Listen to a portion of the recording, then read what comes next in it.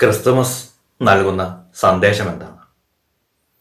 ലോകരക്ഷകനായ യേശുക്രിസ്തുവിൻ്റെ ജന്മദിനം ആഘോഷിക്കുന്ന തിരക്കിലാണല്ലോ നാം ഓരോരുത്തരും ഇപ്പോൾ.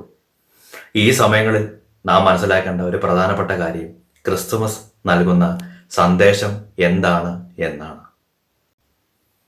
ക്രിസ്തുവിനെ സ്വീകരിക്കുക എന്നാണ് ക്രിസ്തുമസ് നൽകുന്ന സന്ദേശം.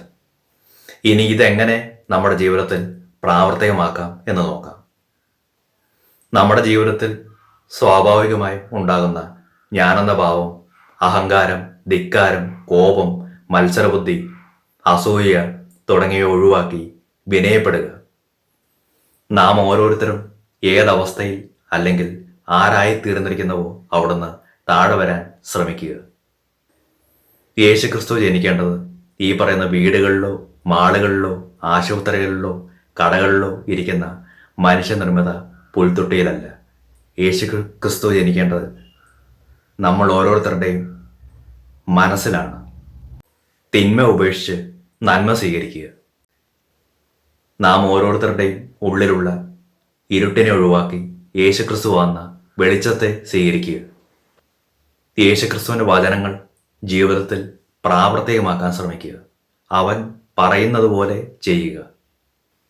കേവലം 33 വർഷം മാത്രം ജീവിച്ച് 150 കിലോമീറ്റർ മാത്രം സഞ്ചരിച്ച് യൂണിവേഴ്സിറ്റി ബിരുദങ്ങളോ ഇല്ലെങ്കിൽ സർട്ടിഫിക്കറ്റുകളോ ഇല്ലാത്ത യേശുവിനെ ഇന്ന് ലോകം മുഴുവൻ ആരാധിക്കുന്നുവെങ്കിൽ ഓർക്കുക, ഒരു നിമിഷം പോലും വേണ്ട യേശുവിന് താങ്കളുടെ ജീവിതത്തിൽ ഇടപെടാൻ, അല്ലെങ്കിൽ താങ്കളുടെ ജീവിതത്തിൽ വലിയൊരു മിറാക്കിൾസ് സംഭവിക്കാൻ. ഞായറാഴ്ചകളിൽ ഒരു കാരണവശാലും മുടക്കാതെ പള്ളിയിൽ പോവുക, കുർബാന സ്വീകരിക്കുക. അതുപോലെ തന്നെ ജീവകാരുണ്യ പ്രവർത്തനങ്ങൾ ചെയ്യുക. കഴിയുമെങ്കിൽ ഒരു നേരമെങ്കിലും ഉപവാസമെടുക്കുക. ദാന ധർമ്മങ്ങൾ ചെയ്യുക. ക്രിസ്തുവിനെക്കുറിച്ച് അറിയാത്തവരെ അറിയിക്കുവാനും അറിഞ്ഞവരെ കൂടുതൽ ആഴപ്പെടുത്തുവാനും ശ്രമിക്കുക. യേശുവിൻ്റെ പാത നമ്മൾ സ്വീകരിക്കുക. യേശു എന്താണ് നമ്മളിൽ നിന്ന് ആഗ്രഹിക്കുന്നത്, അല്ലെങ്കിൽ യേശു എന്താണ് നമ്മളിൽ നിന്ന് പ്രതീക്ഷിക്കുന്നത്, ആ ഒരു ജീവിത രീതി ജീവിതത്തിൽ പ്രാവർത്തികമാക്കാൻ ശ്രമിക്കുക. പാപങ്ങൾ പൂർണ്ണമായും ഒഴിവാക്കുക. വിശുദ്ധിയോടുകൂടി ജീവിക്കുവാൻ ശ്രമിക്കുക.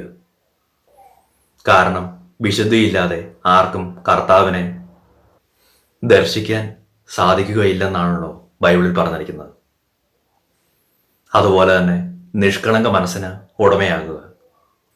കാരണം നിഷ്കളങ്കർ ദൈവത്തെ സന്തോഷിപ്പിക്കുന്നു എന്നൊരു ബൈബിൾ വചനവും നമ്മൾ കേട്ടിരിക്കുമല്ലോ.